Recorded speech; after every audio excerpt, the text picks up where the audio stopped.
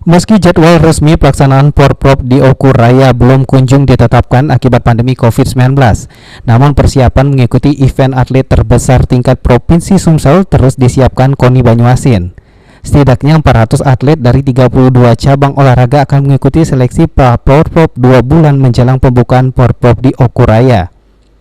Hal tersebut disampaikan Ketua KONI Banyuasin Hermantoni saat berolahraga ringan Minggu pagi di perumahan Citra Grand City Palembang Banyuasin. Dari 400 atlet yang disampaikan cabang olahraga, maka akan diseleksi secara ketat sehingga mendapatkan 250 atlet yang hanya memiliki ranking dan prestasi yang akan dikirim ke pekan olahraga tingkat provinsi di Oku Raya, yakni Oku, Oku Selatan, dan Oku Timur. Lebih lanjut, Hermantoni mengaku yakin dengan sejumlah cabang olahraga andalan yang dapat mendongkrak posisi Banyuasin lebih baik pada Porprov mendatang. Banyuasin dalam menghadapi Porprov ini seperti apa? Kita dari KONI Kabupaten Banyuasin sudah siap.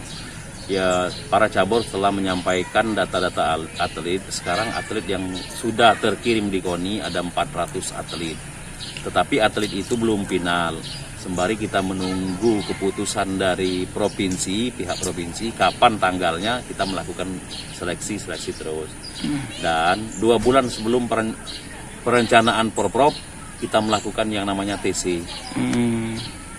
Nah, untuk cabur olahraga yang jadi andalan kita, cabur andalan kita ada beberapa cabang olahraga andalan. Yang pertama cabang olahraga bela diri, yaitu taekwondo, pencak silat, karate, sambo, itu adalah salah satu cabur andalan kita.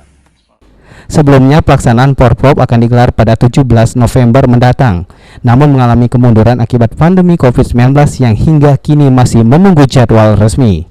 Sulaiman, PAL TV.